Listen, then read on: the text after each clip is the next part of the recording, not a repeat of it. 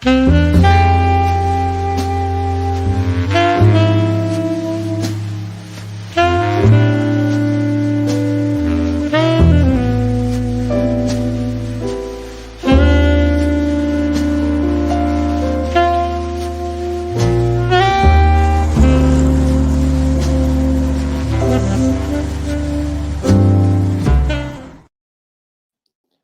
hello, beautiful people, and welcome to another edition of The Professional Fan. I'm your host, The Professional Fan, Mike Antonace, and today is a very special day because, as you can see, I'm doing it radio style this evening. Just got a new house, been cleaning it up, been fixing it up, all that good stuff. I'm exhausted all the time now. New homeowner. It's a dream and a nightmare, all wrapped into one. I love it. And so this, yep. Thank you. And so this edition, we're going to do a mixture of a team venting exercise, and we're going to talk about, hey, the old adage, there's always next year. Can it really be next year? Well, we're going to find out. But if you're new here, if you're just joining us, please like, subscribe, share this content if you can. Helps out the show a ton. Thank you to all the new subscribers who have been tuning in. Greatly appreciate it. And thank you for all the old subscribers for sticking around. We appreciate it very, very much. But yeah, let's get right into it. Can the Browns actually turn it around in a year? Now, it's kind of a yes and a no answer to this. But I think there is room for optimism. I've always been the half glasses full kind of guy, always been the Homer fan. I think the Browns feasibly can do it. I think they can do it. I think they can turn it around, and I'm going to tell you why. Now, it's going to be a mixture of free agents, and it's going to be a mixture of trades, and it's going to be a mixture of draft. Now, unfortunately for the Browns, this offensive line free agent class sucks. It sucks. There's no one good coming up out of contract except Wyatt Teller, who's already on your team. And the highest ranked tackle that was coming out of contract would have been Cam Robinson, who you traded for, who's been underwhelming. So this free agent class for offensive line is awful. For receiver, it's okay. Some veterans floating out there, feasibly some trades you can make. There's still a lot of teams that might not keep their receivers long term. People are looking to the Saints and Olave. People are looking to the Jets and Garrett Wilson. Will they keep Garrett Wilson? They said he was untouchable, but maybe that changes in the offseason depending on what they decide to do with Aaron Glenn and company. But the free agent signings for the Browns specifically, I don't think is going to be where they make hay. The free agency this year is not going to be very spectacular. It's not going to be anything special, especially for the Browns' area of need. Unfortunately, the Browns' area of need, offensive line and wide receiver, if your team is worth a damn, usually signs those guys long-term and doesn't even make them available unless you're in a full rebuild like the Dolphins, like the Jets, kind of like the Browns, except we have pillars to build on. The real thing is going to boil down to the draft. Now, within this 2026 draft class, are there any guys that could feasibly turn it around for the Browns? It really depends on what we have in Shedeur Sanders. Hopefully we figure that out soon. I know everybody thinks it's been real weird. Why aren't they playing him? I don't know. Dylan Gabriel's been bad. He's been bad. And here, I don't even think the play calling was all that bad last week. I thought Tommy Reese had a good rhythm to him. He had a good balance. Dylan Gabriel just couldn't execute the damn game plan. And his size is a problem. If you have something in Shedeur Sanders, that helps the Browns out exponentially. Also, coaching is going to become into question. Do the Browns move off of Stefanski and keep Barry? Do the Browns move off of Barry but keep Stefanski? Do the Browns move off both of them and hire two new dudes? We're going to be talking about that till the end of the season. I'm sure every other Cleveland media member is going to as well, and I do not blame them. Those questions need to be asked. The coaching staff has been underwhelming. Kevin Stefanski's coach speak has stopped being, like Belichick-esque and being like, oh, he never says anything to media. It's kind of cool. Now it's becoming friggin' annoying because the team sucks. So there's no reason to be doing this coach speak. It's been pissing me off. And here I was behind Stefanski more than most people. And here I'm even ready to move off of him as long as it's an upgrade. But yeah, is this 2026 draft class good enough for the Browns to be successful? There are two things that have to happen. Find out, get to the bottom of, investigate, whatever you want to call it. Is Shedeur Sanders your long-term quarterback? Because it's already been made clear Dylan Gabriel's not that guy. I'm sure he's a great kid. I'm sure he's working hard. There is a spot for him in the NFL somewhere. I think he'll be a good backup. But he is not a long-term quarterback answer for the Cleveland Browns. That being said, if Shedeur Sanders is the guy, then you can spend those 2 premium picks on premium players that you need. In my opinion, if the Browns end up with a top 3 pick and you don't need a quarterback, Shedeur Sanders is the guy, I'm trading back. I know that's an unpopular opinion to some, but in my opinion, I'm trading back. I'm trading back to 5 or to 6, something like that. And I'm getting another first-round pick. I'm getting another second-round pick that year to load up. If I can trade, if Shedeur Sanders is my guy, I have a top 3 pick. I'm trading back to 5 or 6, and I'm using that pick on Carnell Tate. I think he's separated himself as the best wide receiver in this class. I think is very obvious now. I think he's separated himself from Jordan Tyson, who I think is a phenomenal player. His brother's actually a Cleveland Cavalier. Shout out Jalen Tyson. I think he separated himself from Mekhi Lemon, the USC receiver, who I think is a phenomenal player. I think Carnell Tate has separated himself from every other receiver in this draft, and there are great ones. This is a great class for a receiver. But I'm trading back. I'm getting another first-round pick next year, and I'm getting a second this year. And then with the Jags pick, I'm picking the best available tackle. Well, that be Caden Proctor. I know some of you guys out there might be scared to pick another Alabama tackle. Don't blame you. But Caden Proctor has shown a lot. I'm picking him, either him or Caleb Lomo out of Utah, because Spencer Fano will be gone. Francis Moyaga will be gone. A bunch of dudes will be gone at that point. And those 2 tackles, I think, can spot start at left tackle, and you can develop him into a great starter. Then you have 2 second-round picks. Who do you pick? I'm taking Chase Bisonis out of A&M, just a people mover. So you got a guard. And I'm taking Jacoby Lane, wide receiver out of USC. The running mate to Mekhi Lemon. I'm taking 2 receivers in the top 100.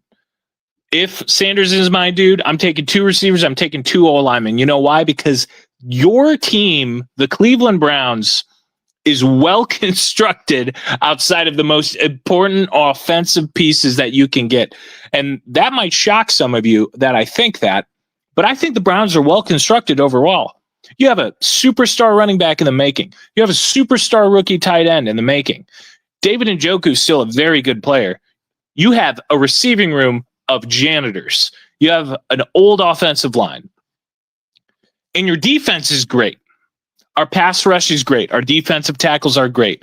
You could use maybe another corner, maybe another safety, but Ronnie Hickman has taken leaps and bounds this year. Ronnie Hickman has played insanely well this year, to the point where I think it's time for a contract extension. Watson agrees.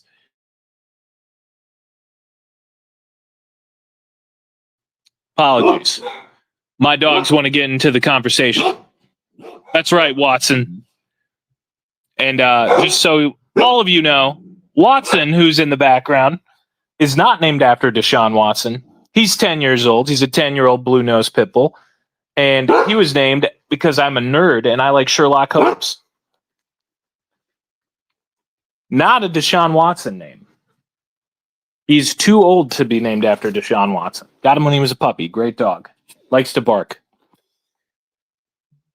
But I'm taking 2 O linemen. I'm taking 2 receivers in the top 100. Third round, do what you want. Fourth round, do what you want. Fifth round, do what you want. I'm doing that, and the Browns, if Shedeur Sanders is the guy, are immediately in a better spot. Now, does that lead to a 10 or 11 win season? Probably not. It's probably going to take some time for those guys to gel, mesh, but I think the offense will be good enough to win some games at that point, and I think the defense will be able to hold it down. You could probably win 7 or 8.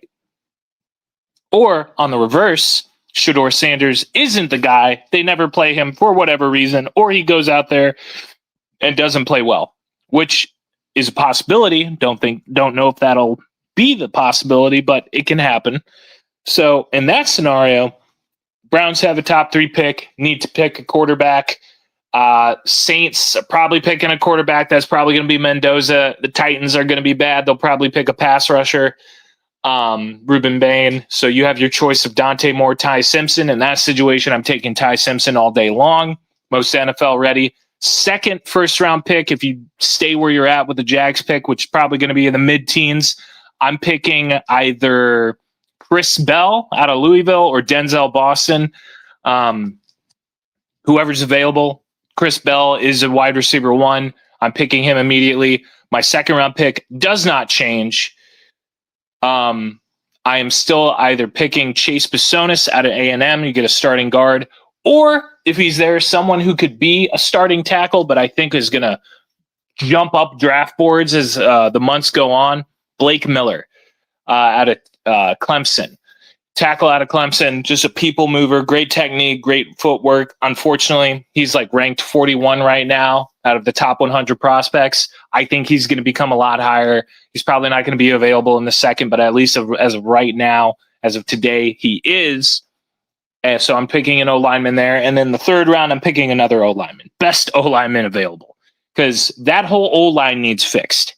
Maybe DeJuan Jones comes back healthy and move him back to right tackle where he's comfortable. I don't know. He's been injured every year he's been in the league. He's not reliable there, unfortunately. He's put in the work to lose the weight. His technique is good, but can you rely on him staying healthy? So far, it's a no. Wyatt Teller, maybe you keep him, but Joe Bitonio is retiring. Center, you don't need to worry about. You have Luke Whippler, who I think is going to be a fine player.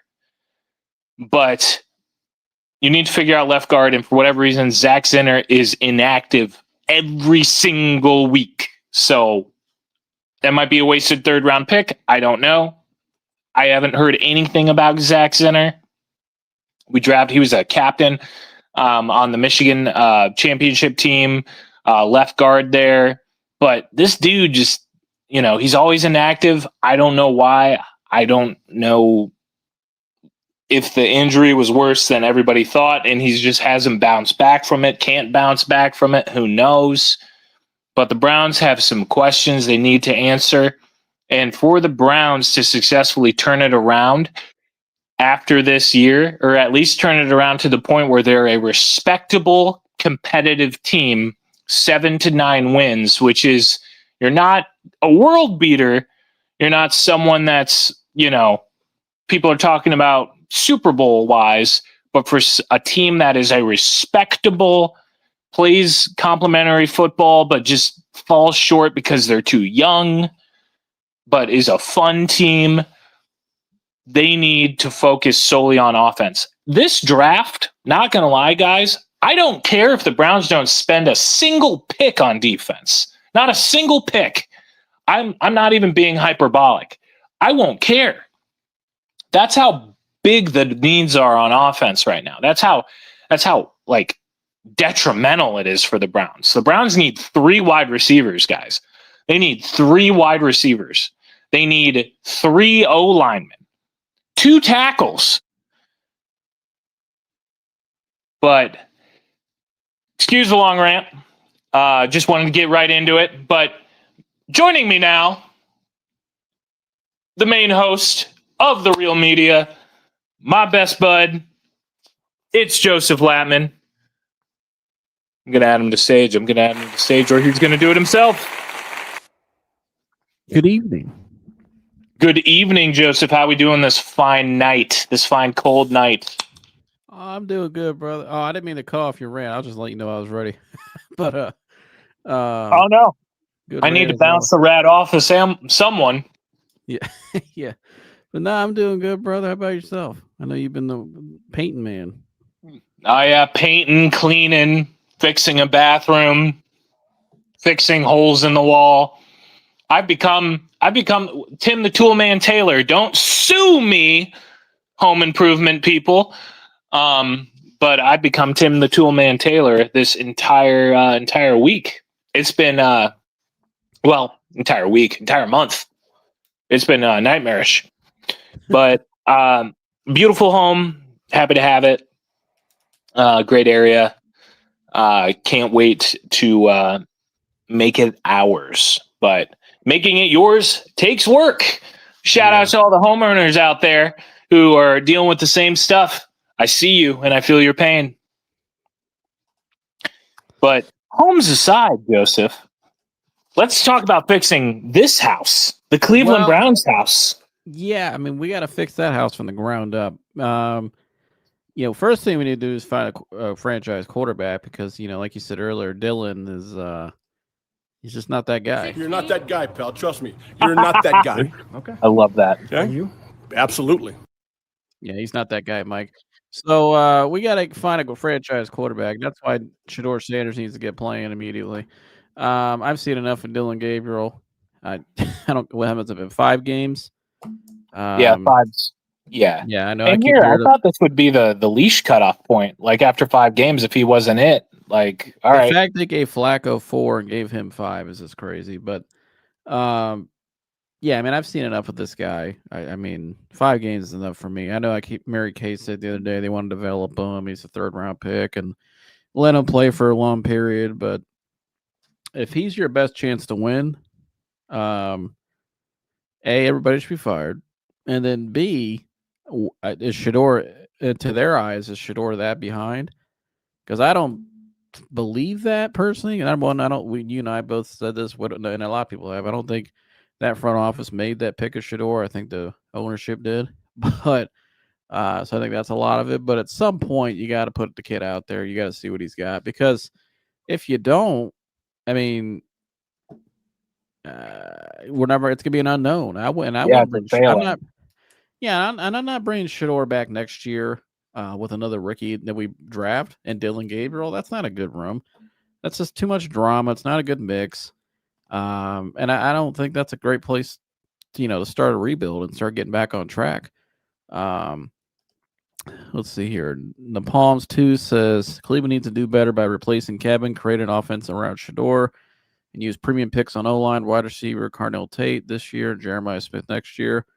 Here's the thing, where I think if Shedeur does go in there, it looks like he can be somebody moving forward. He could be the guy. Obviously, that changes a lot because now I can take Carnell Tate, my top 5 pick. I can go out and get Caden Proctor, the interior lineman from Penn State. I think a guy who's going to shoot up a lot of boards that I like the most is Trey Zune out of Texas A&M. Offensive tackle, you can move him inside, outside. So I think some of those guys. And then you can go get another wide receiver, like you said, a Jermaine Bernard or the kid out of Washington or Jacoby Lane, or the kid at Chris Bell, whoever you like. Go get one of those guys, and then you can go figure out when you can do a tight end. And you bring back Dave. If not, you got to take a tight end probably. But I would bring back Dave personally, just for. I'd bring back Dave. This tight end class is not very good. Yeah. So then you got to go get some DBs. You got to get some corners. You got to get some safeties. I would go there for depth reasons. I would try to finally get a true free safety. But maybe you take Caleb Downs top 5. If you think he's that high of a grade, maybe he's just a can't miss guy, which I think he might be. But so I will start there, right? But if Shador's not the guy, so now we got to take a quarterback. Here's what I would do. What do you think we'll pick right now? If you had to As bet, of right now, we have the 4th pick. I estimate that we'll probably end up around 3. The Saints are, I think we'll be top 3. yeah, the Saints are worse than us, and I don't think the Titans will win another game. All right, so But the Titans are surely not taking a quarterback. They can't. no. So Saints are probably. Let's say the Saints take Mendoza. Right. Let's just say that. I would take Ty Simpson. Okay, and then I would also go sign Mac Jones, who I think has shown a lot this year and has really matured a lot. I think he could be one of those guys who found his footing again in the NFL and maybe might become a decent starter. I thought Mac Jones has played pretty well this year when he's played. So I would go with Mac Jones and I would go get Ty Simpson, both Alabama boys, and I'd bring them in here. So now I got a bridge guy and I got but I'm hoping to be a franchise player in Ty Simpson, who I like the most right now still. I think Ty Simpson's game out of all the quarterbacks in college translates the best to the NFL, personally. So I would still go with him. But a lot of that's going to depend on who's coaching and who's in the front office and running the team as president or whatever happens, because what's going to be their preference. So, but I would say him for right now, and then in the second round we go get the best receiver available. And how many second round picks do we have? Well, we have 2 first. So my second first round pick, I will go get the best receiver available, and then my second round pick, yeah, and then my second round pick, I'll go take Trey Zune, who I think is going to be a long-term starter tackle in the NFL. And then and I would fill out my roster that way. I'd take 2. I would go quarterback, receiver, offensive lineman, maybe offensive lineman again, or corner or free safety, excuse me. And then I'd go best available, probably sneak in another offensive guard or tackle for depth reasons, and probably another corner for depth, and then a receiver or whatever. You kind of just go as the draft goes. But I would there. In terms of like trades and free agency, I think if they can bring in another like a good swing tackle, who's not maybe not stardom, but he's just a solid swing tackle, proven in the NFL, has some years under his belt. I'd spend some money there probably. I've looked at the free agent class as far as tackle goes. It is atrocious. Cam Robinson was the highest rated tackle, and we already got him. Oh, yeah. So forget about that then. Maybe trade. I don't know. Well, maybe not. It's bleak for free agency. Boy. Cam Robinson's number 1. That's pretty bad. But Cam Robinson was the number rated tackle. Geez. And then second was the Cardinals tackle, the right tackle, whose name I can never remember. Not Paris Campbell, the other one. You see, here's the thing. Oh, Paris Johnson? It can't be Paris Johnson. He was pretty good. It started with an A. I can't remember. Oh, but here's the thing though about the offensive line though, Mike. I don't think our depth is actually bad. We just don't have enough starters. Yeah. Like Tevin Jenkins, who we traded for, I would still roll with him long term as a backup. I still think he I don't know why they haven't played him this year. If you go watch the guy's tape in Chicago last year, it was pretty damn good. He was high in a lot of rankings. Yeah, I would play him more, but he's a guy who I would keep around in depth for depth. DeJuan Jones is still going to be on the roster, I think. So maybe make him the swing tackle off the bench and let him, kind of continue to develop and get his body back right. And then you just go out and draft. You got to draft probably a left tackle. But here's the thing, though. Do you really want 2 rookie tackles out there with a rookie quarterback? That's pretty risky. So yeah, I could see 1, but I think what they need to do is kind of go back what they did in 2020, where you had a strong running game, right? And I think that's the second thing they got to figure out is probably, do we have a legit number 2 back? So we can go, we can rotate 1 and 2 like we did with Chubb and Hunt. We got Judkins. We need 1 more guy, I think, that can be the legit guy. So, because Sampson to me can be that, but he hasn't shown it, and I worry about his size long term. So I think they need to figure that out too. Maybe bring I would maybe go out if I'm assigned somebody, maybe another backup, like a true number 2 back. So I would go there, and I would just build my team like I did in 20 in a lot of ways, where I had a veteran offensive tackle I brought in Jack Conklin, right? I made sure my interior was pretty good as I can get it. I think Whippler will be a good option, like you said. I think he showed a lot in preseason. I think he'll be fine. Zinner, I still think can be good. I know he's just been hurt, but he hasn't really had an opportunity to really play either. And yeah, and he's inactive all the time. That's the most concerning thing for me, Joseph. I don't know if it's his injury was way worse than like that's what I was everybody about else. to say. I mean, that was a pretty bad injury he had. Yeah. It was unfortunate because that guy would have been he was arguably the best lineman on that team that year. And that was with the best offensive line, one of the better offensive lines we've seen in college football in a long time. Right. So I think that injury, when you have a catastrophic injury like that, it's hard to recover. I mean, a lot of times too. I don't know what his injury report has been here, like his other injuries since that. But if I had to guess, if it's leg stuff, and this is just speculation on my part, I could be wrong. I don't know if you know what injuries he has since he's been here. It was all lower leg injuries. Let me look Which that up, because if it is, that makes sense. Because when you have an injury like that early on in your career, a lot of times, like you look at Joe Burrow, right? Joe Burrow had that big injury like that early on in his career, right? yeah. And what has Joe Burrow had since? He's had non-contact lower body injury. He had another injury to his lower body, and I think he had another. What was his injury this year? I think it was another lower body, wasn't it? I think it was kind of turf toe that he needs surgery on. Okay. But he's had a lot of times what happens, you get those injuries down low, you know what I mean? Like in your ankles and up, it builds up. It goes from your ankles to your knees, then your knees to your hips when you have injuries like that. So, I think a guy like him, that's probably a lot of it. You know what I mean? So that's unfortunate. But I think Tevin Jenkins can still be a guy to me. I agree. Wyatt Teller, I mean, he's not under contract, but like I'd keep Wyatt. I would keep Wyatt at this point because it's like, what other He option doesn't are we want to going to leave. have? And he doesn't want to leave. And he He wants loves to being be in here. I Cleveland. mean, that's important to me too. But it's like, what other option are you going to have? Right. Yeah, And two of your players. You can't roll out. And I don't expect these same guys to be making these decisions this offseason. I don't. So whoever the new person coming in, they're not going to be running like a mercenary program anymore. So whoever we bring in, I would hope they value a Wyatt Teller, a guy with experience, locker room, and I know what I have in them. I'm not going to roll out. I'm not going to go out and draft a bunch of rookies and whoever's been sitting on the bench riding the mat on the sideline and just throw them out there like it's a college program. It's not.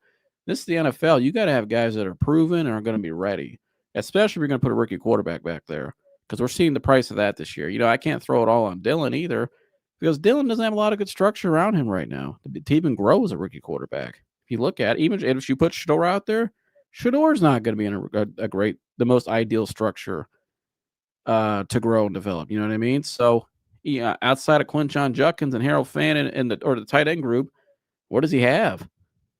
He ain't got nothing. Right.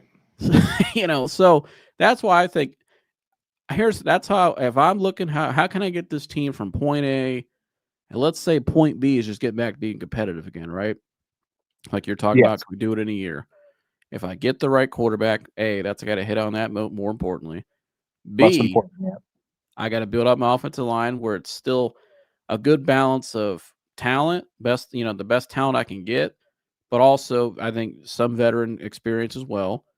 Leadership, you got to have that up front, right? So I would go with probably a rookie left tackle, but I would try to still get a veteran tackle on the opposite of him, right? And then I would probably bring back Wyatt. I'm putting somebody at left guard. I got Whippler, who's been in the system for a couple years, or at least been developed for a year or two. At center, I feel comfortable with him. He had a good preseason. He's developed pretty well. That's how I would go there. I got my 2 tight ends. I'm bringing back David. And then now at receiver, I would trade Jerry Jeudy because I think that's going to be unsalvageable after the season.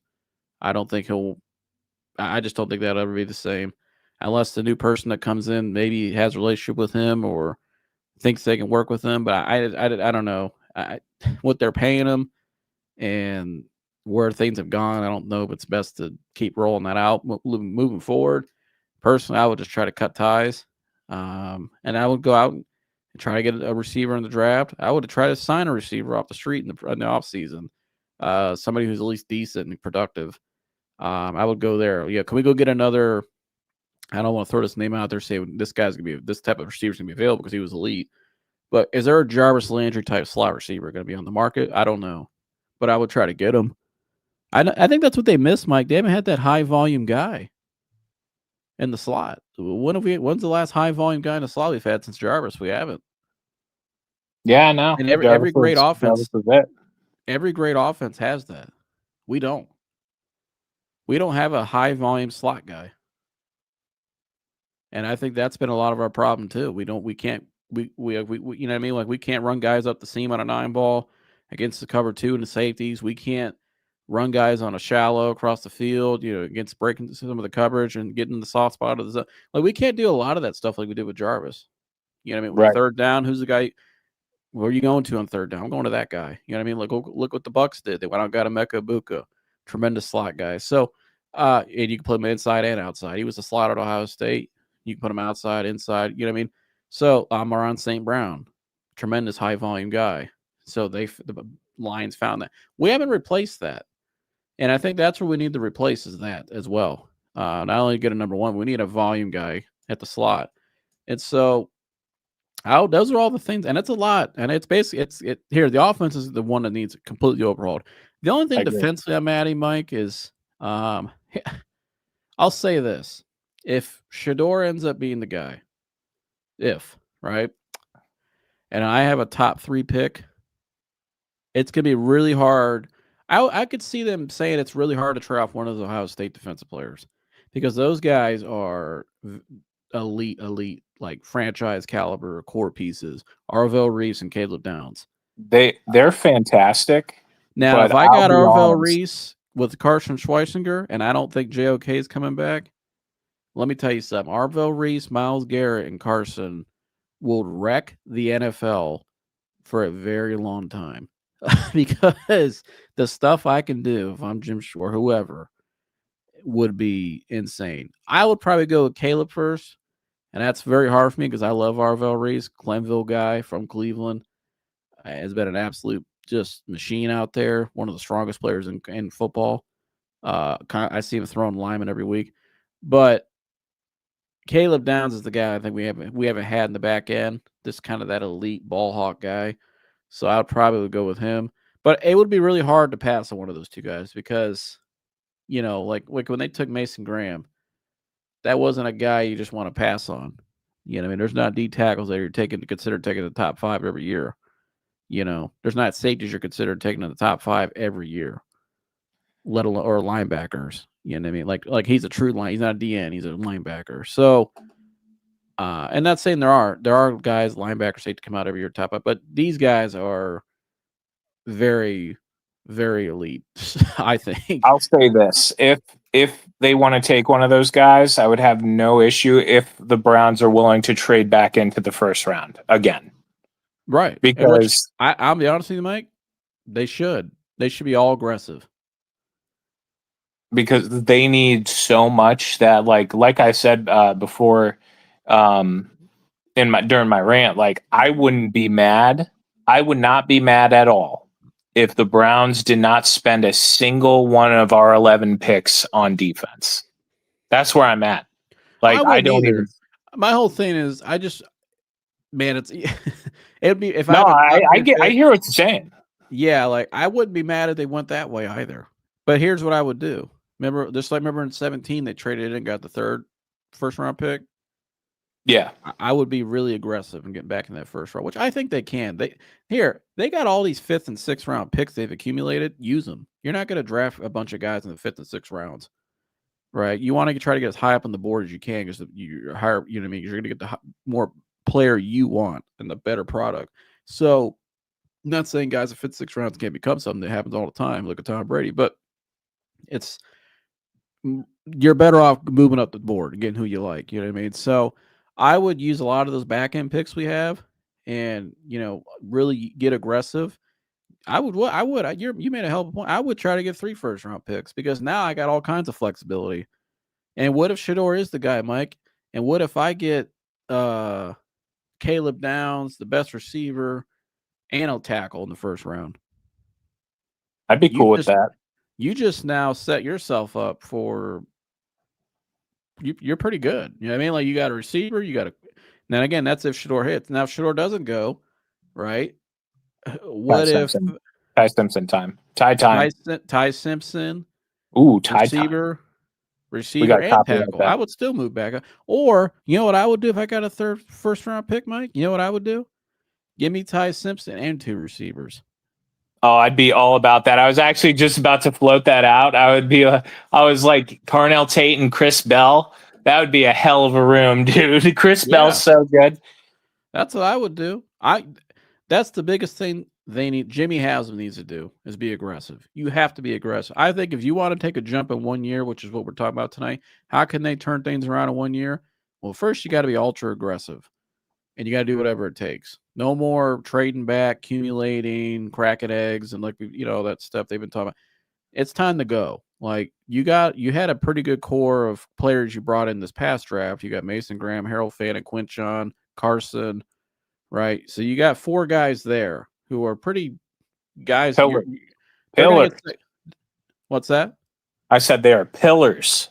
They're guys that are probably going to get second contracts the way it looks. So you did good there. You got a tight end, you got a running back, right? You got a workhorse who's going to be around for a long time, and an absolute. Quinchon be the number 1 back in the league one day. It looks that good, or at least top 3. I know some people might go at us for saying that, but I talent wise, he's just as good as anybody. Go ask people at Ole Miss and Iowa State, but yeah. You got a running back, you got a tight end, you got a pass, you got an interior 3 tech finally who's you needed.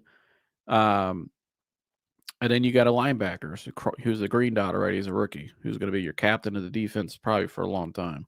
So you're and good who there. Has the best odds to win Defensive Rookie of the Year right now. Not surprised at all. I don't know who's playing better than him as a rookie defensive player. No, I told all of you I was right. Yeah, I mean they got him and they got the best Mason. 3 tech in the draft. Yeah, it's nuts. Not even the best 3 tech, probably the best defensive lineman in that draft was Mason. Oh, easily. I don't know who was the other. I mean, the guy who Abdul Carter's been playing well now, but other than that, I don't think he's had the impact Mason has. I had Mason higher than Abdul the whole time because I thought his position value was higher at the 3 tech. Because it's hard to find what 3 techs are often considered top 5 or blue chip not many. They don't come around they don't come around that often. So you have to take them if you're able to. You need them. So they did good in that draft, right? So now they got to go out and they got to get the other core pieces. But above all, they got to get the quarterback thing right, and that ultimately is going to boil down to who's making the selection, who's coaching and developing them. So that's what it's going to come down to at the end of the day, But a lot of it's going to be through the draft, and then I think kind of how I would go about it is let's try to nail as many blue chips as we can in the draft and guys that we think could become pillars and be ultra aggressive. And then let's be smart via trades and free agency and try to get some veterans in here and some guys that can help us who can we get productivity out of for 2 to 3 years on a decent deal, and they can fill in for us and be good locker room guys. That's what we need, because now you have a good balanced roster. What you don't want to have is really old and really young. That's an imbalance. Right. I think that's a lot of Pittsburgh's problem that they've had. A lot of those years when they were able to get over the hump and win a playoff game, they were really old and really young a lot of years, and they didn't have that in between balance. You got to have that. So I think that's what the Browns got to find. I think they do have that with someone like Denzel's kind of an in the middle of the road guy. Miles is in the middle of his prime. So you have that core guys like that, but get more. Get more guys like that. And so that'll help these veterans as well have more confidence. And, in terms of the quarterback room, and I'm going to go on a long rant myself, but in terms of I'm curious what you think about this. In terms of the quarterback room, I wouldn't bring back Dylan Gabriel personally, because I don't want him as my backup either. And so I just think he's enough of a quarterback. I don't. So I would cut that whole room unless Shador becomes the guy. I'm wiping out that whole room. And I would bring in Mac Jones either way. I like Mac Jones as a bridge option. I'm curious what you think of that. I do too as a bridge option, but he's going to command money. He's played so well that there's going to be a team out there that's going to be like Mac Jones is our quarterback, and like give him a Daniel Jones or a Sam Darnold treatment. There's going to be a team out there that's going to give him that money. Yeah. And I don't think the Browns, and I don't think the Browns are in that position to do that. I think they're like, we need a rookie quarterback. We need our guy, whether that's Shador or Ty Simpson or Dante Moore. I like your idea a lot. I think it makes sense, but I just don't think Mac Jones is going to be available in that way. I think there is going to be a team out there, believe it or not. I have him going to Pittsburgh in a long-term contract. In my little be their MO. Yeah, in my little board, because like he's a reclamation, has having an excellent year in San Fran. San Fran has Brock Purdy and they already paid him all that money. So they have to, like, Mac Jones is going to find another home, but wherever his home is, that home is going to pay him a 4-year or 3-year multi-million-dollar contract. Yeah. And the Browns just aren't going to do that. They'd be willing to offer him a 1 year, like $15 million, $18 million. They'd offer him a really strong 1 year contract, but I think Mac Jones is looking for a long-term home. I don't think the Browns are in a position to be that or do that, No, I agree. Yeah, I mean, you got the whole $80 million cap hit next year. It's going to be interesting to see what they do, because I'm looking at the free agency list right now. Gardner Minshew, Malik Willis, Carson Wentz, Big Malik Willis guy, Case Keenum, Mitch Trubisky, no. Jimmy G. I'm good on it. Jimmy G straight. Kenny Pickett, Joe Flacco. Hell no, you traded both. They ain't coming back. Tyrod Taylor, Zach. Having Tyrod back. I always like Tyrod. Mariota, Wilson, Rodgers, Daniel Jones. Daniel Jones is getting paid. Daniel Jones, he just scratch that name off the list. Daniel Jones he's gonna get paid. His market value is $45 million right now. He's getting the bag. Honestly, I mean, I just need a bridge guy. So, I mean, Malik Willis is interesting. Carson Wentz isn't terrible to me. No, Carson. I mean, it's Carson Wentz. He got an arm. He's been in a bunch of systems. Look what he did this year with them. He filled in and did his job. That's all I need. Yeah, with the Vikes. Yeah, that's all I need. So I'm good with that. But give me him and give me Ty Simpson. I'm ready to rock, son. I'm also cool if they're like, hey, Ty Simpson's the starter, but they also bring in a veteran. Like, I'm cool with that. If from day one they're like, Ty Simpson is the starting quarterback. Let me throw out this scenario to you. I might break the internet with this one. You ready? Yes. Because this is going to make a lot of Browns fans get sick to their stomach and make their head spin. And I'm not saying I believe this, but we have to with this. It has to be brought up just in case. What if? Because he's gonna play. If 4 goes in there, it looks like the guy we thought we were paying for. I don't even know, dude. Because I don't even know. I don't even know what you do. He's playing. So I'm pretty confident he's playing this year. I'll just tell you that right now. And so does Albert Breer and a lot of other people. He's playing. He may play before Shador too, which is that my gosh, people are going nuts. If that happens. But it's Cleveland. That's how we do it. Not say we, but that's how they do it. I wish they hired Mike and I. We'd probably go in there and clean house and do stuff, but different way. But anyways, I'm just telling you, what if Mike he goes out there with Tommy Reese now calling plays and not Kevin Fine? He finally has somebody else calling plays for him. And what if he does look like somebody decent? I mean, nobody's discussed that, because all we've heard is he going to play? Like, he's going to get activated to the practice squad. He's going to get the 21-day practice window starting next week. What if the guy plays well? You never know. I mean, I wouldn't bet on it. When the owner comes out and says you're a swing and a miss, I'm surprised they even put him on the field to begin with.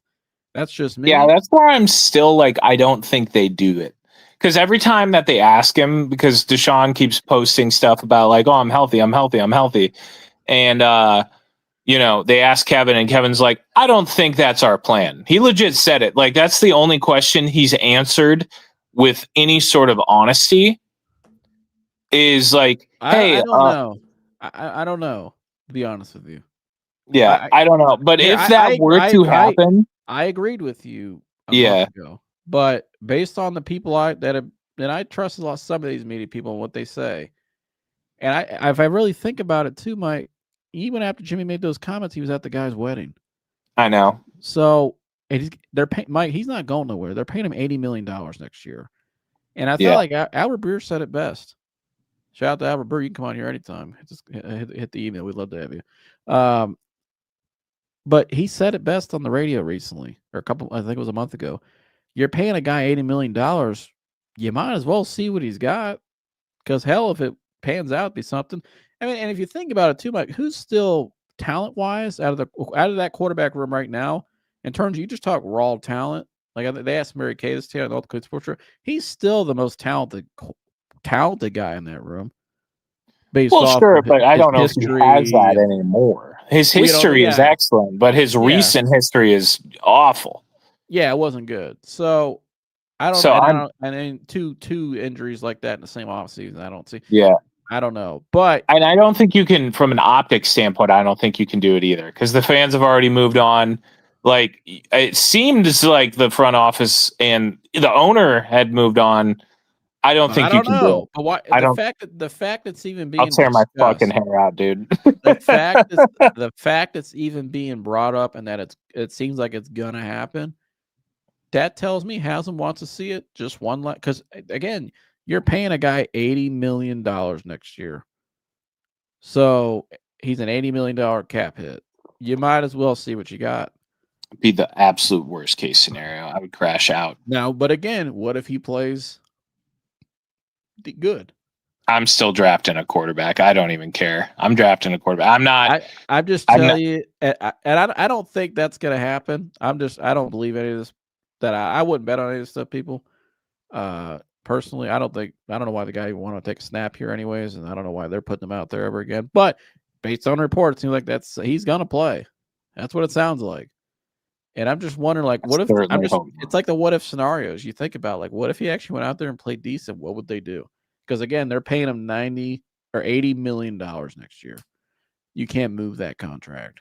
So if they cut him, Mike, it'd be like $60-something cap hits, which is insane. Woo! But anyways, you got to figure it out though. But I don't think he deserves to hit the field before Shedeur. I think Shedeur should get that shot first because he's younger, and I just think he should. But that's going to be something that's the biggest headline the rest of the season to me. Who gets on the field first? We all know Dylan ain't it. Nice kid. I'm sure he'll be in the league for a little bit as a backup, but nothing against him. I think he just came to a bad situation personally, just like Shedeur, came to the wrong place. But that's going to be the most fascinating thing to me the rest of the season. Who gets on the field first, Shedeur or Watson? It's got to be Shedeur. Watson, we think, but the way they've treated Shedeur, just saying. Those stands will be so empty, dude. I think they'll be empty already. They should be empty this Sunday. We need to start. We need to let them know we're tired of this bullshit. You know what I mean? They should be empty this Sunday. What is the point of going out this Sunday to watch that team lose to Baltimore? Champ, we want Sanders really loud. But I don't think the coach don't care. Clearly, he don't like the guy, and that's what. And again, that's my thing. Like could Stefanski just be so in spite? And why did DePodesta just leave all of a sudden middle of the season? Like there's so much, Mike, that there's probably going on that we don't even realize. Yeah, or we don't like. There's something going on behind the scenes, escalating as we speak. That there's somebody doesn't like somebody. They know somebody's going to play. Like it all goes to that quarterback room at the end of the day. To me, with the personnel stuff. Shout out to 2 Minute Sports. Go subscribe. I'm sure it'll be live tomorrow. Breaking down the Cavs. I'll be over there. He said Watson. Yeah. He said massage therapist. William Bissett says, I don't think they should keep drafting quarterbacks because the team would never gel with them. Keep developing the ones that they have now because you have them for 3 more years. And that's a good point, William. I like that point because that is a valid point. You bring up, how do you keep continuity? How do you start somewhere if you keep drafting, bringing in different guys? That's why they got to play Shador, Mike, because They got to see what they've got. I mean, here at the end of the day. Yeah, you got to see what you got. He said the crowd is going to be with Sanders' chance before the coin toss. Oh, I agree, William. I can't wait to see it because, Mike, if they get out there Sunday, Mike, because this is their first home game they've played in a while, if I'm not mistaken. Right. They haven't been home in a minute. And the next 5 of the last 7 games are all home games. So I believe they got a lot of home games here coming up. So now they're really gonna have to get in front of the crowd. Because their first start they put Dylan at was overseas, and then most of the other starts have been on the road. So now he's got to face the music. They have to face the music here in front of the fans. And if he goes out there, Mike, and throws 2 picks, and they're down by, the usual 20 or 17 or under 20 points, and it looks like just an abysmal performance or game again, that crowd, Mike, is going to be going absolutely bonkers. Oh, yeah. And it will be all deserved and earned. And that's why I think I don't think anybody should make conclusions right now of what's going to happen, who's safe and who's not, because here, Brian Dable was supposed to be safe, and then a week later he got fired. So you never know. And I think DePodesta leaving really changed a lot of things. And that's what it sounds like the reporting was, that Haslam was not really expecting that. So I think Haslam now is kind of on the fly, or as we speak, kind of rethinking what he wants to do and who he's going to consult with probably behind the scenes, and he'll go from there. But I mean, they have taken some steps in the right direction. They got him out of here, so that's a good thing. Well, I don't say that. Well, I think he would have got canned either way at some point, but he was the 3rd option for the Rockies. So they took our guy that said today that he knew nothing about football when he took the job, which is insane. So he was their 3rd choice for Colorado. So, good luck to them. But so we're off to a good start there in terms of that. I don't know, some positivity. Yeah, absolutely. He said, I'll go get some receivers who have a chemistry with the quarterback, such as Jimmy Horn Webster from Baltimore. Jimmy Horn Jr. to me can become a really good NFL receiver. I think a guy who could just, play a role. I liked his talent coming out of Colorado. He has elite speed, good ball skills, tough-nosed kid. I like Jimmy Horn Jr. I don't know how the season's going down in Carolina, but he's a guy I consider bringing him over if Shador's the guy. But if not, then it'll mean nothing. But and I don't know what their plan is with Shador long-term, my guy. And I'll ask you, this is your show. Get your take on it. You're the man of the hour. But what do you think? What do you think is going on with Shador? Honestly, like maybe they really, I mean, at least from all the reports I've seen, read, and everything, is they really just thought he wasn't ready. And do you think, how does that make you feel from their evaluation? Well, I mean, from the rest of the NFL as whole, they thought the same thing. I don't know if it was, how do I put that? I think his talent he was arguably, he had the 2nd best talent of any quarterback in the draft last year. Now, that being said, I don't know if Deion's coaching with him and how he coached his son helped him translate to the NFL. I don't know if Deion did him any favors, if that makes sense. And I'm not saying Deion's not a great college coach, because I think he's excellent. He's turned around 2 programs. I just think the way he did it with Shador maybe didn't prepare Shador for the way the NFL does it, if that makes sense. There weren't enough differing voices in the room for Shador. And maybe that made him start a little bit behind the 8 ball. I do think he and Travis Hunter were underdeveloped coming in the NFL. And that's not saying that's Deion's fault. No, I think it's Dion is a figurehead. He's the CEO coach of Colorado. His job is to attract and bring in guys in NIL and recruiting and manage. That's his job. All right. So, but where I think, look at Pat Shermer this year. Does that look like a guy that should be a coordinator in college? Even no, they're terrible with Pat Shermer. Pat Shermer's a terrible play call this year. He's not like a good offensive coordinator at all. He's just some guy who used to be in the NFL. He's using his name to still stay around. That's why they gave up play calling to the tight ends coach midseason already in Colorado. So what does that tell you? That's the guy he was coached by for the last 2 seasons. And the guy they ran out of town in Colorado and said was the bad guy, Sean Lewis. Guess what, Mike? He went to San Diego State and turned them around, and they're like I think they're like 5-2 right now, or 6-2 or something. They're on the rise. San Diego State, and this is the guy that took over Kent State before he went to Colorado, and Kent State was a MAC. Remember with Kent State? Remember that, Mike? When Sean Lewis, they were. Oh yeah, they were excited. They were good, and when he left, every place Sean Lewis left, they went to shit after he left. When he left Kent State, they were one of the worst teams in college football. And in Colorado, they promoted Pat Shermer. He does not look like a good offensive coordinator. They demoted him from play calling. So that's who Shedeur was coached by, was Pat Shermer. So what does that tell you? I think he probably had some things he probably wasn't developed where he needed to be when he came in. That's not his fault. And that's not saying that's Dion's fault either. And again, Dion just put in there who we thought, but I think Shedeur definitely did not get the offensive coaching I think he could have got more of in college. Because again, look at that system look at that program since he left. They're even shittier. He actually made Pat Shermer look pretty good. Him and Travis Hunter, they made Pat Shermer look like a genius. Yes, they did. So when really it's shit. So I think that's a lot of it, but I think Shedeur's handled it properly. I think he's had the right mindset. He's doing a lot of great things in the community off the field. You got the person in the car the other day I thought was cool. He's had the right mindset. I think he'll be ready when he gets out there.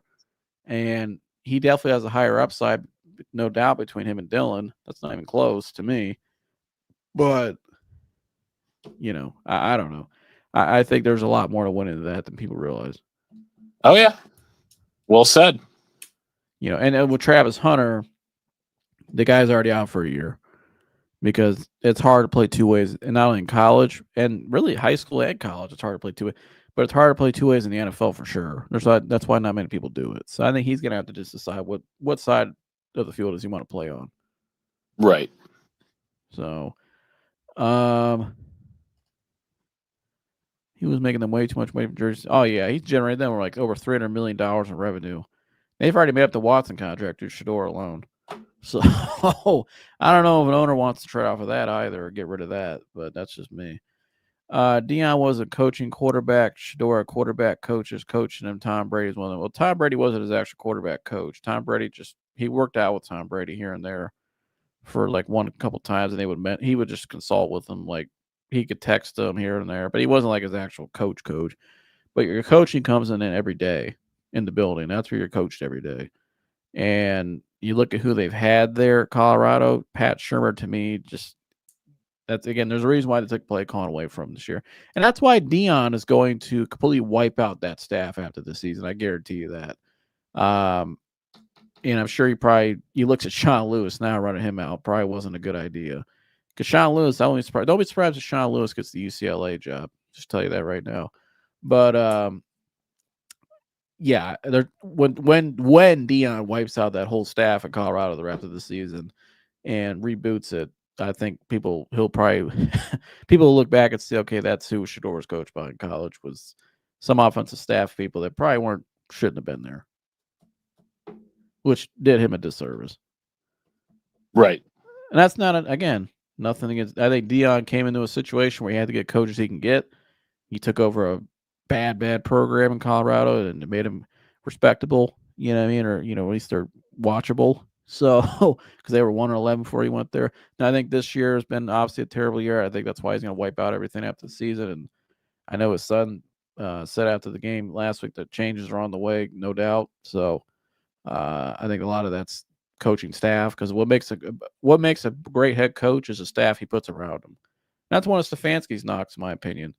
A lot of great coaches they let walk out of here, they fired, and the offensive staff has been an influx. It's been like a revolving door, and I think that kind of it's reflected on the field with the Browns' offensive performance the last 2 years.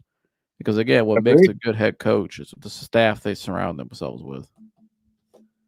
Agreed. Sorry for my rant, but Shador is more prepared because he's outperformed Dylan Gabriel at every level in college, and C was way worse than Oregon.